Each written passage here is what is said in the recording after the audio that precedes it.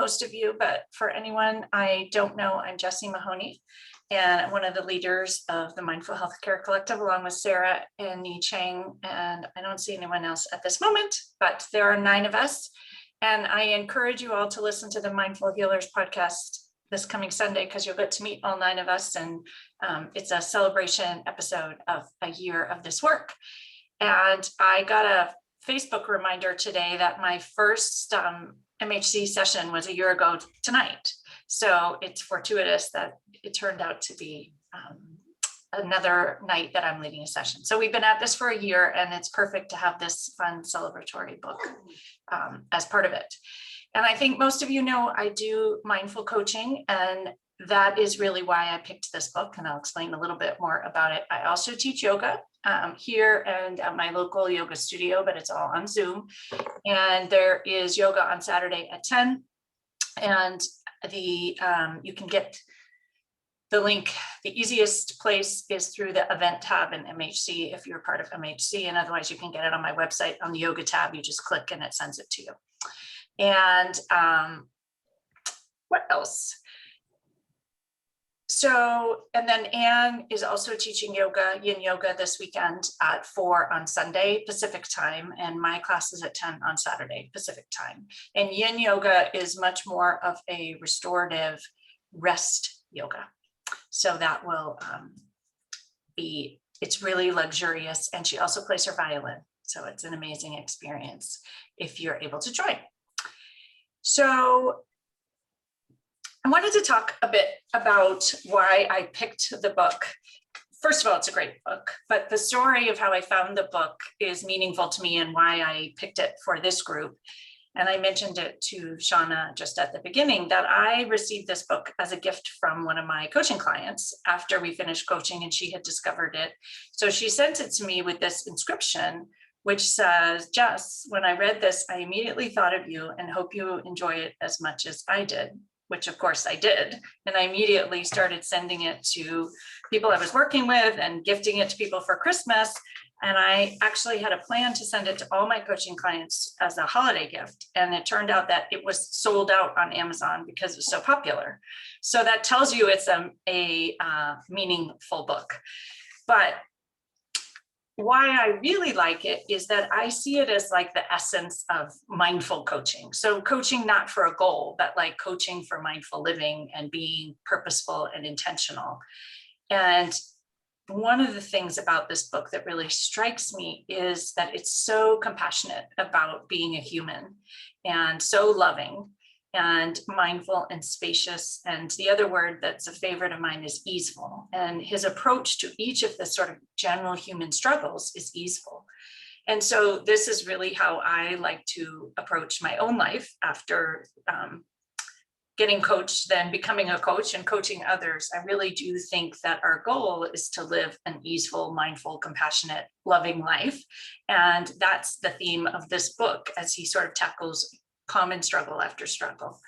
So I found its approach to learning to let go of the struggle just really heartwarming, and also showing up with love, which is one of my favorite themes, and asking yourself, what would love do? And showing up with love for yourself, but also for everyone around you, whether they be a fox in a snare or a horse or someone who likes cake. It's just about sort of finding joy and ease and love. And so that really spoke to me, as did the page that calls it the School of Unlearning. And that's actually when I decided I think coaching is about the School of Unlearning. So it's not about like you're broken and you need to be fixed. You're not a self-improvement project, but that you are stepping out of living life on autopilot, which is kind of what we learned, just go, go, go, go, go, and do, rather than be, which is the mindful piece of it. And letting go, unlearning unhelpful habits. So the mindful piece is seeing that they're unhelpful and then letting them go with a mindset shift. And he has so many beautiful ways of expressing that. So this focus on love is really why I love the book. And so that's why I chose it.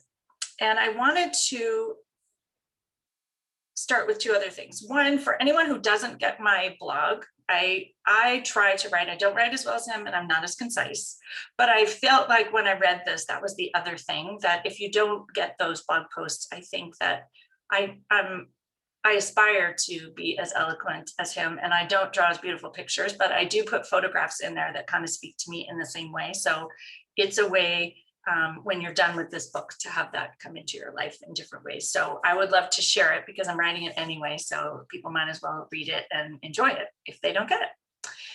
And I thought that we would start with a mindful moment, because we always do here. And in that mindful moment, I wanted to read most of the book because it can be read in about 10 minutes. And I think if you listen to it mindfully, you will miss the beautiful illustrations. But when I've listened to the words or read it in other settings, it's incredibly powerful if you just ground into yourself and sit and listen and experience it in that way. So I wanted to offer that as a gift of mindfulness, and then we will talk about it. And I would love to hear from all of you what you most enjoy.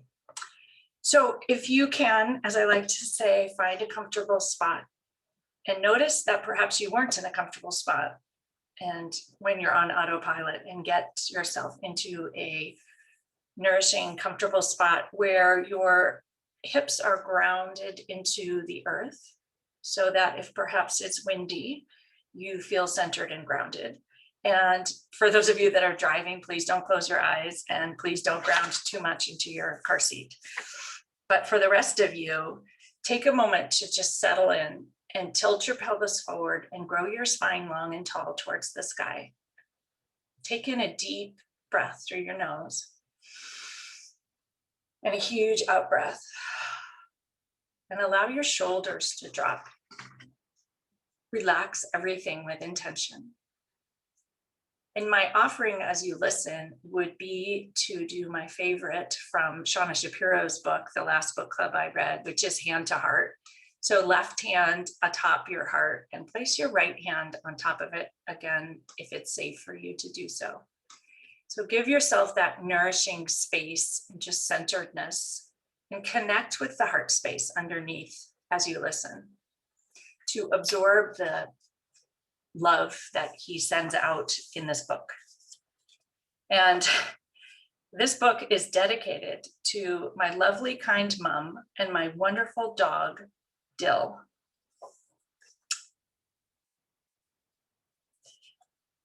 You started at the beginning, which is impressive. I usually start in the middle, and I never read introductions. It's surprising that I have made a book, because I am not good at reading them. The truth is, I need pictures. They are like islands, places to get to in a sea of words. This book is for everyone, whether you are 8 or 80. I feel like I'm both sometimes. I'd like it to be one you can dip into anywhere, anytime. Start in the middle if you like. Scribble on it, crease the corners, and leave it well thumbed. The drawings are mainly of a boy, a mole, a fox, and a horse. I'll tell you a little bit about them, although I'm sure you'll see things here that I don't, so I'll be quick. The boy is lonely when the mole first surfaces. They spend time together gazing into the wild. I think the wild is a bit like life, frightening sometimes, but also beautiful. In their wanderings, they meet the fox. It's never going to be easy meeting a fox if you're a mole. The boy is full of questions. The mole is greedy for cake. The fox is mainly silent and wary because he has been hurt by life. The horse is the biggest thing they have ever encountered, and also the gentlest. They are all different, like us, and each has their own weaknesses. I can see myself in all 4 of them. Perhaps you can too. Their adventures happen in springtime, where one moment snow is falling and the sun shines the next, which is also a little bit like life. It can turn on a sixpence. I hope this book encourages you perhaps to live life courageously with more kindness for yourself and for others. and to ask for help when you need it, which is always a brave thing to do. When I was making the book, I often wondered, who on earth am I to be doing this? But as the horse says, the truth is everyone is winging it. So I say, spread your wings and follow your dreams. This book is one of mine. I hope you enjoy it. Much love to you. Thank you, Charlie. Take in another deep, long inhale through your nose and a big exhale. And press for a moment into that heart space and just reflect for a moment how much of those words apply to you and to your life. What resonated? Whether it's his dog, Dill, or sometimes feeling 8 and sometimes feeling 80, even if you're somewhere in between. Asking for help. What else in there? Realize thinking you don't know what you're doing or who on earth are you to be doing this? Or perhaps you feel like you're winging it. I'm going to share a bit more. I'm so small, said the mole. Yes, said the boy, but you make a huge difference. What do you want to be when you grow up? Kind, said the boy. What do you think success is? Asked the boy. To love, said the mole. Do you have a favorite saying? Asked the boy. Yes, said the mole. What is it? If at first you don't succeed, have some cake. I see. Does it work? Every time.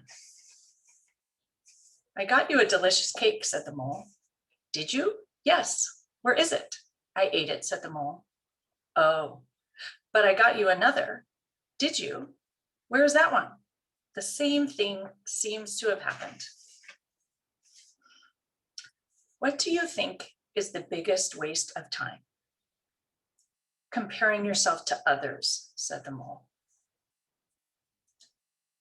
I wonder if there is a school of unlearning. Most of the old moles I know wish they had listened less to their fears and more to their dreams. What is that over there? It's the wild, said the mole. Don't fear it.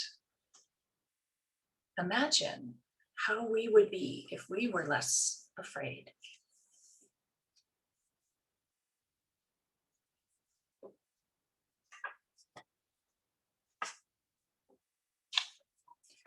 One of our greatest freedoms is how we react to the things. I've learned how to be in the present. How? Asked the boy. I find a quiet spot. I shut my eyes and breathe. So take a moment here. Eyes are closed. You're in a quiet spot and just breathe. Notice how you feel.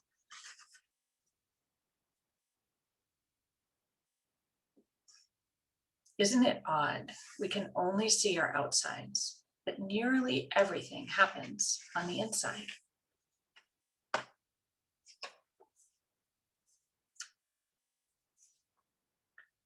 We often wait for kindness, but being kind to yourself can start now, said the mole. Often, the hardest person to forgive is yourself. Sometimes I feel lost, said the boy. Me too, said the mole. But we love you, and love brings you home. I think everyone is just trying to get home, said the mole.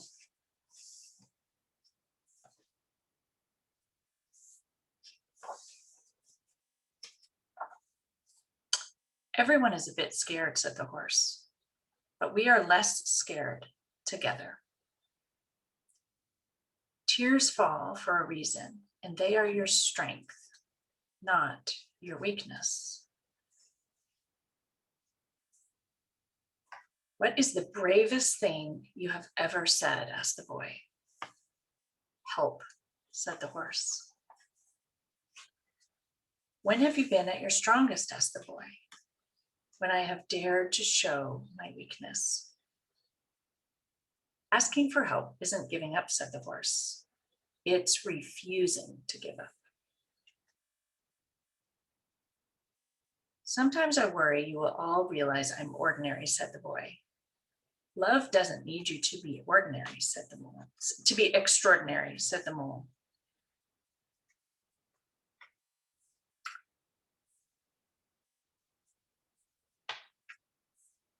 I've discovered something better than cake. No, you haven't, said the boy. I have, said the mole. What is it? A hug. It lasts longer. Nothing beats kindness, said the horse. It sits quietly beyond all things. And one of my favorites. Sometimes, said the horse. Sometimes what? Asked the boy. Sometimes just getting up and carrying on is brave and magnificent. How do they look so together and perfect? Asked the boy. There's a lot of frantic paddling going on beneath, said the horse. The greatest illusion, said the mole, is that life should be perfect. Be curious. Life is difficult, but you are loved. So you know all about me, asked the boy. Yes, said the horse, and you still love me? We love you all the more. Sometimes I think you believe in me more than I do, said the boy. You'll catch up, said the horse. The fox never really speaks, whispered the boy. No, and it's lovely he is with us, said the horse. To be honest, I often feel I have nothing interesting to say, said the fox. Being honest is always interesting, said the horse.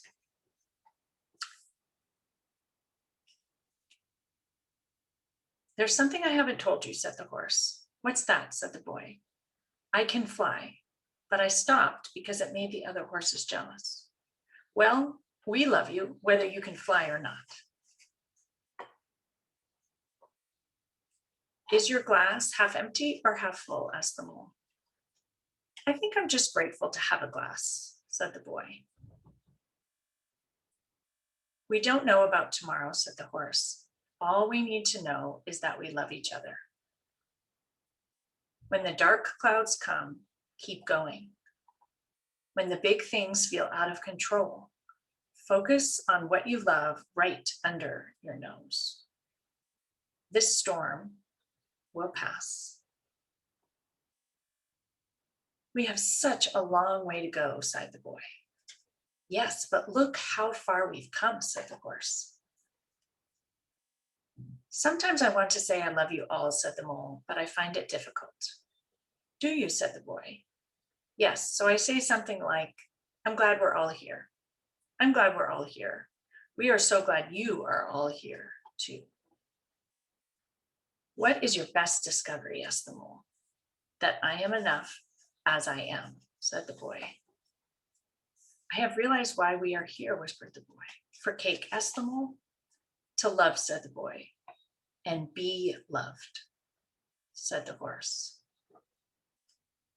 What do we do when our hearts hurt?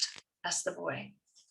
We wrap them with friendship, shared tears and time until they wake hopeful and happy again. Do you have any other advice? Asked the boy. Don't measure how valuable you are by the way you are treated, said the horse. Always remember you matter. You're important and you are loved, and you bring to this world things no one else can. Home isn't always a place, is it?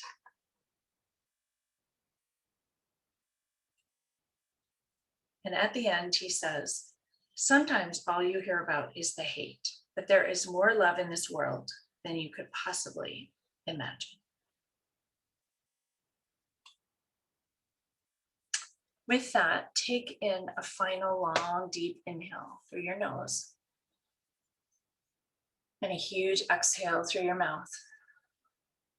And press that left palm into your heart space, just sending yourself a little bit of extra love and nourishment.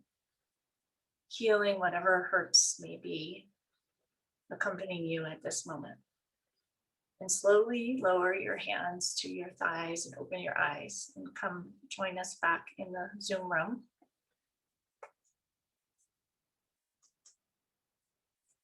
And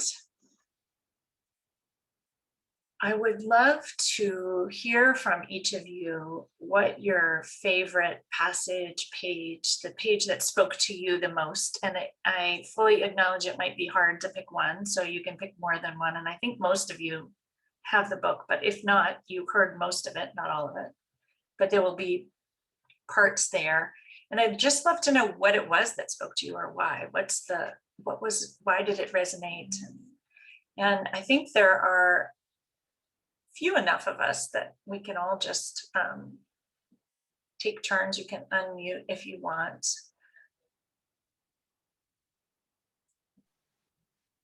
Does anybody want to share their favorite passage?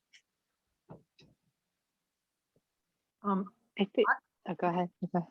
Go ahead, Marjorie, you go first, and then April. Oh, okay.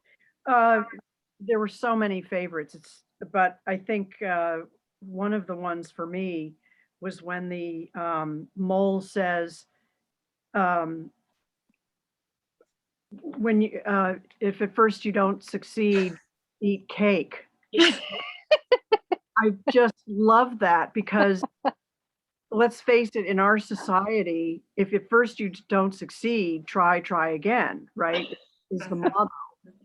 But eating cake instead, to me, speaks to like mindfulness, just slow down, enjoy, have some self-compassion, enjoy a piece of cake if you like cake. I happen to love cake. Yeah. Kindness and love. Kindness. Right? Yeah, kindness and love. And instead of just getting back on the treadmill to try and correct whatever, made you not succeed that time. So I just love that. Yeah, I do too. April, do you want to share yours? I mean, I love cake too. But I think the one that touched me the most is when he said, when the big things feel out of control, focus on what you love right under your nose. And then he says, the storm will pass when they're Yes. Yeah. And that just made me feel much better Yeah. for some reason. That just has very touched me about COVID and what we're going through. And and when you said it, it made me, I just felt grounded immediately. Just, it's going to be okay. Like if you focus on what you love under your nose, all the swirls out there, the wind can just keep swirling and you're okay, you and your dog. Anyone else want to share a favorite passage, page? Go for it, Shauna. Mine was really simple in the beginning, and it says, what do you want to be when you grow up? And the boy says, kind. And I feel like in our society, there's so much pressure. I want to be a doctor, a lawyer, a teacher, and we rarely teach ourselves or the people around us or our children. We tell them to be good people, but we don't teach them that that should also be a goal of life. Like they should grow up to be kind, not just to do well in school or be a doctor. And I don't know, I found that poignant that I should tell my kids, what do you want to be when you grow up? Like you should be compassionate and kind and things. So that resonated with me. It hits you right there.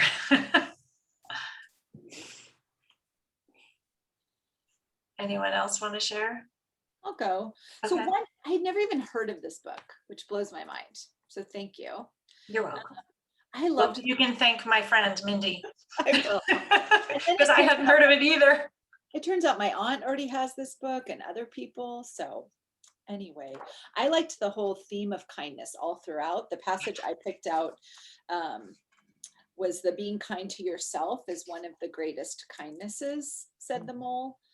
And then the next line was, we often wait for kindness, but being kind to yourself can start now. It's sort of like that right in front of you, right? It's just always available. Yeah, and we're always waiting for someone to be kind to us, and we can start by being kind.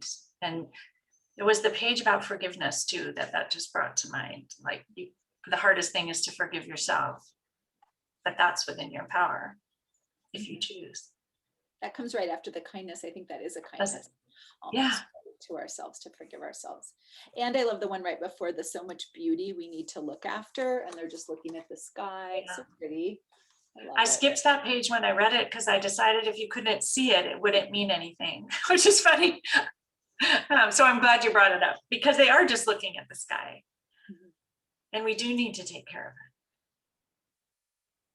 it. Love it. Hi, Lisa, welcome. Nice to see you. Anyone else want to share a favorite page passage? I really, I like this one where it says, what do you think is the biggest waste of time? Comparing yourself to others, said them all. Because I feel like that in this, not just in this group, but in the physician mom group community or whatever, I think that's a big thing in being a mom and being a working mom, is comparing yourself to other people at work and in parenting, and what a huge waste of time that is. So Yeah. I thought that really resonated to me. Yeah, and energy. Think about how much energy, like internal churn, that we experience thinking that we don't measure up. And I think it's perhaps universal.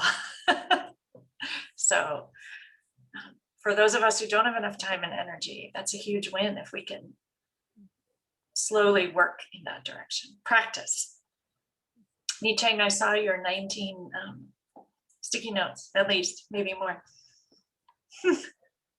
Yeah, some of them say sign here. I thought I'd repurpose them. It's hard to hear you. Oh. Some of them are saying sign here. Repurposed from documents and orders that I needed to sign from clinic. My favorite, I mean, every page I felt like was like memeable and so applicable, but the one that struck me was, what is the bravest thing you've ever said? Asked the boy. And help, said the horse. And so the concept of like being all things to everyone, and asking for help in the past, especially in medicine, it's almost like inbred into us as a weakness or something, when in actuality it's quite the opposite, especially now as attendings, and how we play so many different other roles to other living beings. So yeah, It's the vulnerability, is being vulnerable. You can actually get so much more than you share if you're willing to take the risk. There was another page which I don't have top of mind, but about your weaknesses and then they being your strengths. That reminds me of what you just mentioned as well. yeah, I think it's the page right after that they say, I'll find it again. That's different tabs. Oh, it's tears fall for a reason, and they are your strength, not your weakness. But there's another one also. I love that one. Anyone else have one that they want to share? I think the timing of this for me personally is really helpful because very long story that I won't get into, but my work group is getting a divorce from the university and going to work for the private hospital, and it's been a 9-month process, and now the university is kind of being horrible about things, and so it's really hit me this week in terms of just the enormity of the change, and the line that says sometimes just getting up and carrying on is brave and magnificent. Mhm. And it's like, okay, keep going, just keep going, you can do this. And that encouragement was really big today. Yeah. I think that's been so important for so many over the last year in particular, just getting up and showing up and doing whatever it is you managed to do during the year is this year or on any given day is really amazing. Anyone else have one they'd like to share? I have another one. Go for it. You share? So this is actually, I'm so glad that Amy brought up the carrying on, because yeah, that certainly feels like what it's the last year has been. Just as you say, just showing up. I mean, I finally had to just say, okay, I'm showing up, and whatever I'm doing during this time is, good, because I'm showing up. But then the other one that resonates for me is when the dark clouds come, keep going. So even though, especially this last year, even though you can see in front of you the storm, just learning how to keep going. I grew up sailing and learned how to deal with, a storm front in front of us. And, all the physical things you had to do to the boat and get ready and your mindset, but how this translates into like just personal experience, not run away, but just keep moving forward. And the concept, which I think these creatures do for each other, is trust. Learn to trust in yourself and the support you get from your friends and family to just get, head toward that dark cloud. It'll all work out. I think there's a big piece of learning to trust that runs through kindness, love, trust. Mm-hmm. And trust, it reminds me of the quote, if it's not okay, it's not the end, like it will be okay. It's sort of what the theme that keeps running through. Yes, I agree.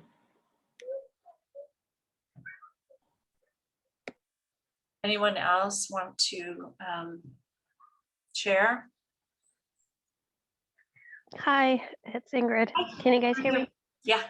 I wanted to kind of bounce off of what the last lady had said that kind of really resonated with me. The concept of kind of learning how to trust others and have others also kind of be a guide or kind of a reference point for ourselves, and accepting that those people and those friends and those acquaintances don't need to be some form of a perfect self to be something that can help you and can also be a support to you.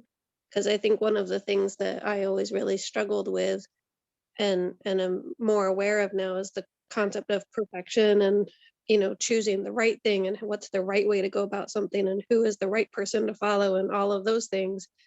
And I feel like something that really speaks to me about the book is that it's not about just one character who's kind of on a soul searching mission. It's about multiple characters that each have strengths and weaknesses and that together they can rely on each other. And I've often struggled with feelings of like loneliness or not fitting in or not really knowing, kind of who to trust or who to rely on. And so that part really speaks to me about just how comforting that is to accept that others and yourself don't have to be perfect to be beautiful and be something to learn from and grow with and have those relationships with. So I really love that each of the characters is so different in so many regards, and they're loving each other so much without really having to say that. So that's what I really liked about it. That's beautiful.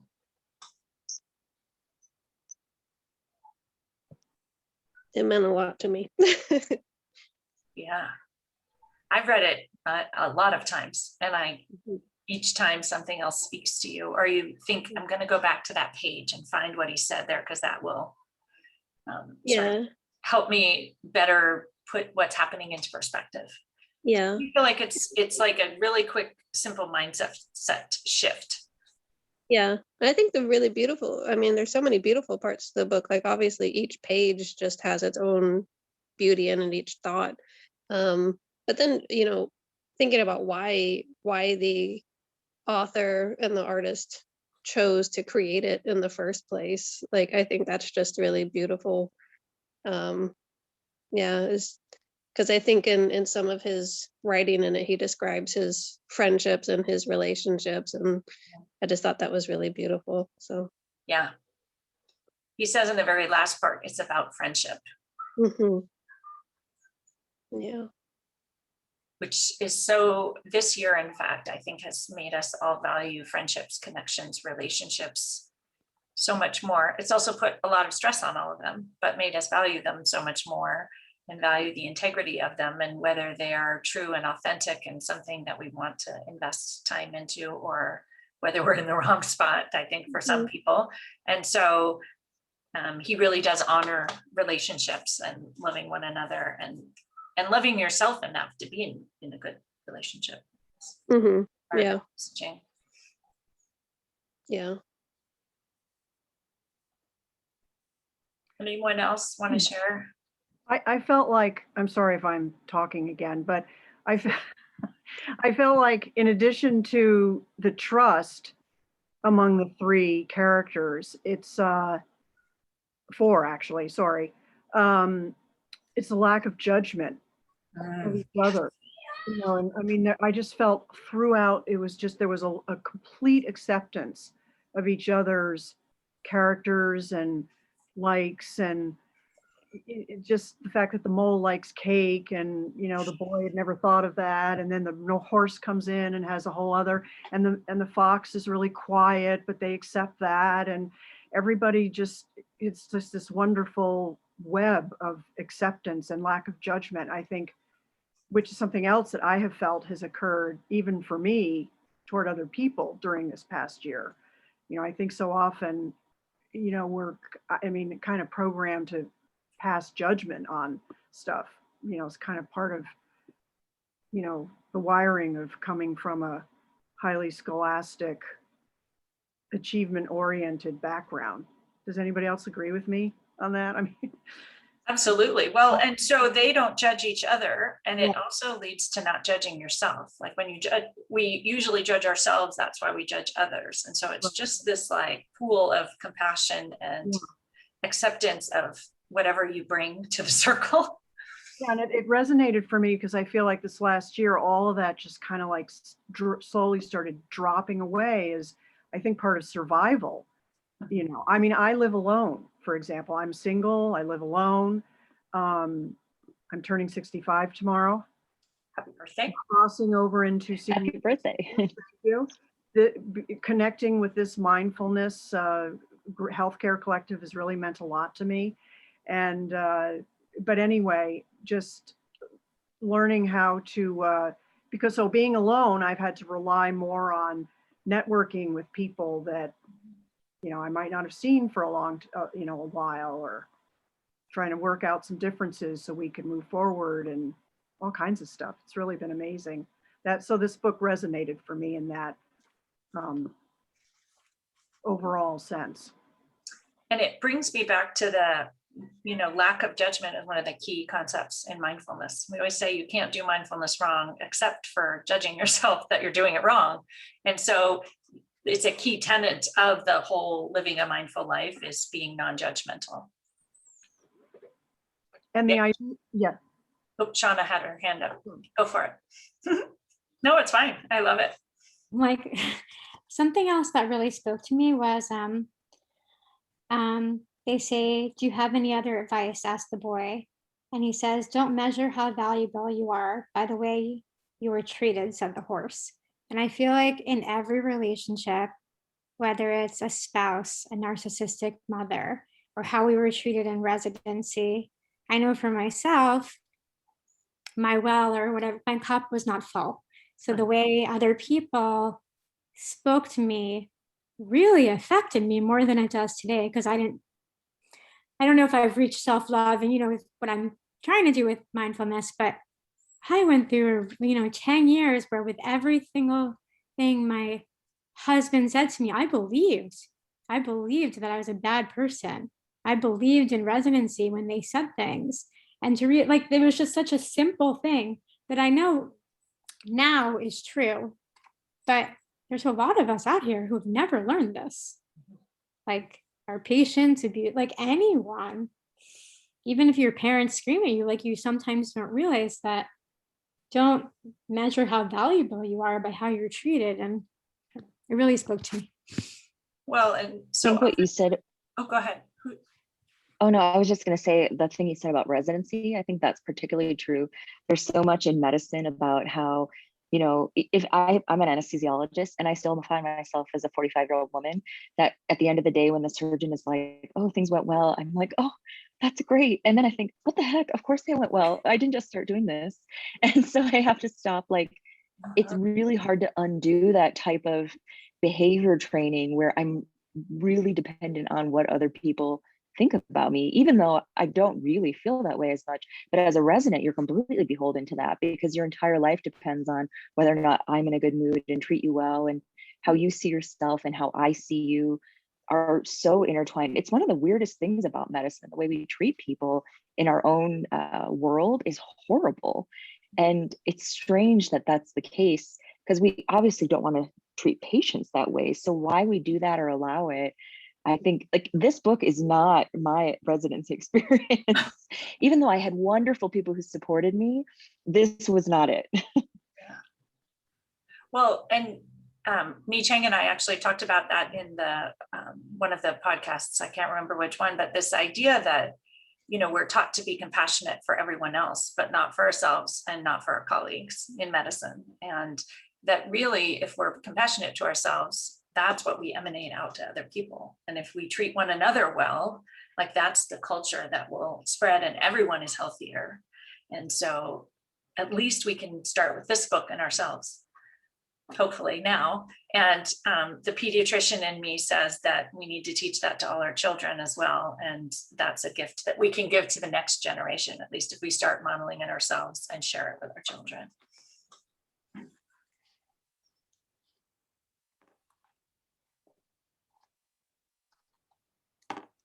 Anyone else want to share anything? Thoughts? I just want to say to Emily, I really relate to you what you said. I went through 2 years of a surgery residency, and I've never experienced such harsh judgment, never being told when you did something right, but always being told in a very harsh way when you did something wrong, even if it was like something really small, and therefore constantly waiting for that pat on the back that you did something right. And I mean, your whole work, and yet the fact that you were showing up every day at 5 a.m. and rounding on patients and taking great notes and taking really good care of patients and being a good OR, you know, assistant. I go like this, you know, holding up the, whatever they were called, I forget now.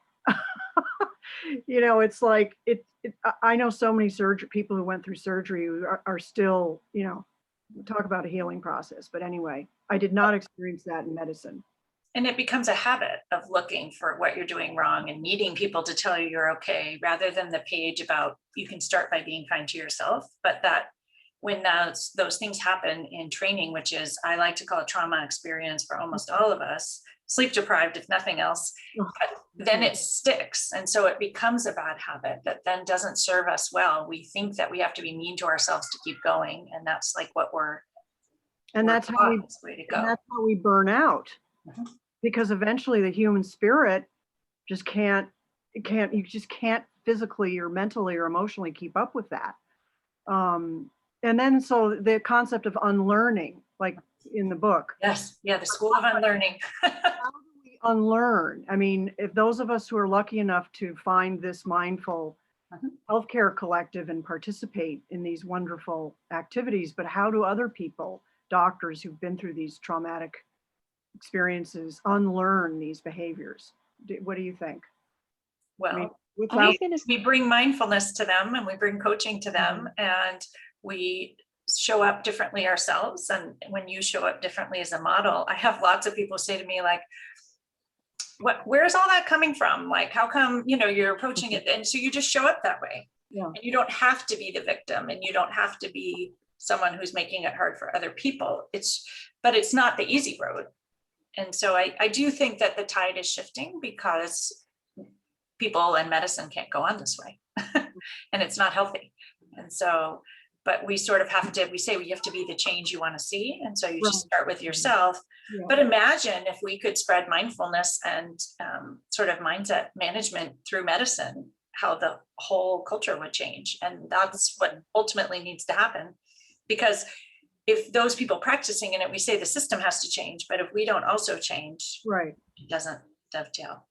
And I'll just say there's lots of ways in too, is my impression and opinion. So, right, I found it through books and then coaching and then mindfulness and then more and like all of it, right? There's books on positive. I'm reading one on positive IQ or positive, whatever that book is, positive intelligence, super fascinating, right? It's another way in. It's so many ways. And I think having a mentor, having it modeled, right? Having one person who even like sort of shows you that not only do you not have to believe how other people treat you or say to you, but like not having to believe how you tell yourself things, right, is even more freedom, right? Just because you think it doesn't make it true, might be from someone else or whatever. But I do think there's so many different ways, and mindfulness, I think it's amazing, but it's not always for everyone. Some people discover other ways.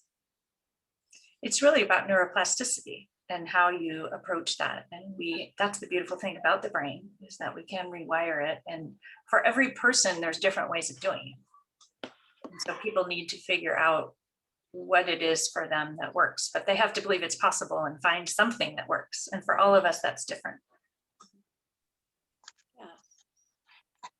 Yeah, I was just going to say that I think probably something that a lot of us share is this feeling of this desire to almost constantly help people to the point that we think that we can fix everybody, or that what we've learned is absolutely applicable to everybody. And I've definitely learned to realize that that's not the case, because, husbands and sisters and even friends and people there, if you try to share something about, oh my gosh, I found out about this, or I read this, and they just like, it just glosses over, and they don't get the depth of it to what the value of it was to me, especially with my sisters, because you share things so closely that you think something's absolutely going to resonate with them, and then it doesn't, and then you question about, well, why didn't that resonate? And I know I've learned in in my adult life that it's not our job to fix people, but we can definitely model how we want to be. And I've noticed a huge difference in practicing mindfulness and meditation, and bringing compassion to myself, that just how I present myself to others, and then the attention, the positive attention that I'm able to give others, especially in my work environment, has been very, very positive. And that's just something that I really enjoy this. I think, like Marjorie was saying, the Mindful Healthcare Collective has just been very, very resonant with me, and to meet other women who just think similarly and have those similar things resonate with them, and to see, the beautiful value of a book like this. I think those are the things, is that, we might not be able to touch everybody around us or share with others in the way that we wish that they would respond. But I think just being true to ourselves, that's what we can bring to our environment and our world, and hope that kind of creates that ripple effect. There's just some thoughts about that. Ingrid, I agree. And one thing I wanted to sort of resonating what you said is learning how not to take things personally. Mm-hmm. Yeah. I think this is, maybe, if you don't mind me saying, just through all my life experience with women seem to you know, especially doctors, we value so much and put so much of ourselves into helping other people. And then when it doesn't seem to work, Mm-hmm. we take, you know, I know Oh, it that hurts. Yeah. Yeah. And you feel like, "Well, how have I failed, or what have I not been able to give this person or something?" And I think that's I think you were saying it also about the book and the relationships between these characters, how simple and beautiful and natural it was, and they just respected each other and they appreciated each other, and they could see that they needed each other, but they didn't necessarily have to speak about that. And I was just flipping through it again, and for some reason the horse character really strikes me as a very unique character, because it just, for some reason in my memory after reading the book, I remembered it being so strong and quiet that I felt like maybe it kind of represents these types of collectives of a wonderful resource. Like for some reason, just in my mind, I had the concept of the horse as being just a really strong, stable force that was kind of there for all of the characters, and they all climbed on his back and they all rode on him, and he jumped over something in one of the pictures, and that just kind of in the concept of it just made me think like maybe he's like just that strong force that kind of binds people together. And so when you do find a group that just really resonates with each other, that's kind of how the horse represents to me, which I thought was sweet and meaningful. I love that. I hadn't thought about it that way. I may be reading too much into it, but No, the collective is the horse. The collective is the horse. exactly. We like that. Well, New I logo. like it because there's this one part where it says, "Sometimes I think you believe in me more than I do," said the boy. And then the horse says, "You'll catch up," said the horse. And so I think it kind of goes along with what you're saying, where it's like, I don't think that I could possibly get to wherever you all are. But then you're like, well, just keep trying. Like, I really like what you just said. Yeah. It's just so like maternal, but also like just spiritual. Like, I don't know, it's just really comforting. Well, and yet the horse needed support Yeah. from his friends because he was given the space to sprout, to let his wings come out, that Mm-hmm. holding back for so long Yeah. because other people or other horses were made jealous. So he was so sensitive to the way other people felt around him. He held them in, but suddenly he's with friends who I just thought that was beautiful. That's true. It's also meaningful. It's really, really beautiful. Very meaningful. Just another way how we all support each other. I wish that medicine would like embody the tenets of this book. Like, can we rebuild medicine with the tenets of this book, and what a beautiful thing that would be. Like, starting from just like the framework of the construct of medicine and how it's taught, and so that maybe the next generation of doctors doesn't have to go through the trauma and the unlearning and the The other aspect of this book for me that resonated was like recognizing that there is a little bit of each animal inside of me from the book, and that the way that they are with each other, like, could that be a model for how I can accept the different pieces of me, like unconditionally letting different aspects of me hold the more vulnerable or fearful aspects or quiet aspects of me.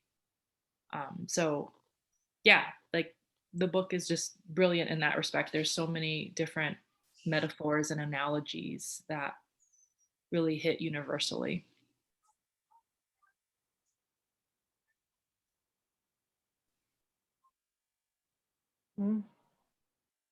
Did anyone else receive this book from someone else besides Jessie? Like, I've given it to lots of people, so some people here got it from me. But I got this book from my neighbor, and I have to tell you a little bit about her because it's actually gonna make me cry. But she's the 85-year-old woman, French woman, who lived through World War II in France and then moved to the United States when she couldn't speak any English in her late teens, and taught herself English, went on to be a teacher. And at the start of COVID, she was diagnosed with cancer.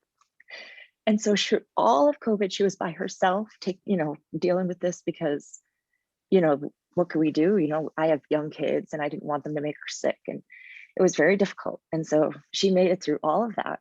And then she gave me this book and she's actually okay. If you want like a person to say like things will be okay, she's okay. Her hair is growing back, and she hugs my daughter now that she's vaccinated. But I thought it was very special that she gave me this book because isn't that amazing? And so when I read it, I think about her like as the horse and how she actually helped us through this time. Because when my kids would complain about this, I would say, think about Juliet. Juliet lived in France during the war. She didn't have any food. I mean, the stories she has are so powerful about her life. And here she, I'm pointing to her house, but you guys can't see it. She's just next door, like living her life. It's amazing to me. And so it has a lot of meaning because of that, because I think of her and in that horse character. And I don't know, I have no idea. I have to ask her why she gave it to me, but actually really meant a lot that she did. That's so special. It's amazing.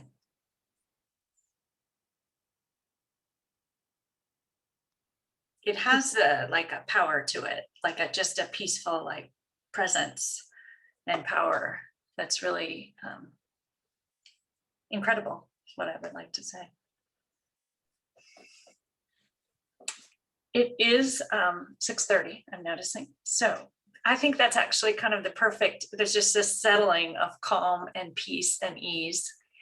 And so we will go off into the world after this lovely book club. Thank you all for sharing in the discussion and coming. I've read the book a zillion times, and discussing it, it felt so good. I have this just warmth in my chest that spreads out, and let's take it out into the world and at least be the characters in the book, and for one another and for those we encounter, because that is within our power, and learn from them and help them. For me, they're reminders of little things I can do along the way to make things better and help others. So I think that is a beautiful place to end. Join me for yoga on Saturday if you want. I sometimes read pages from this book. I have another favorite book, which I think I might make which I might make the next book club that I lead, because it's quick and easy to read, kind of like this, which makes it a fun book club. So I would love it if you join me on Saturday and on Sunday, and check out the podcast when it releases on Sunday, because it has all of the leaders of the Mindful Healthcare Collective, and you get to meet them. And after it releases, I actually have the video of the podcast recording that has all of us on it. So we'll share that later, but first you have to listen to it. Anything else?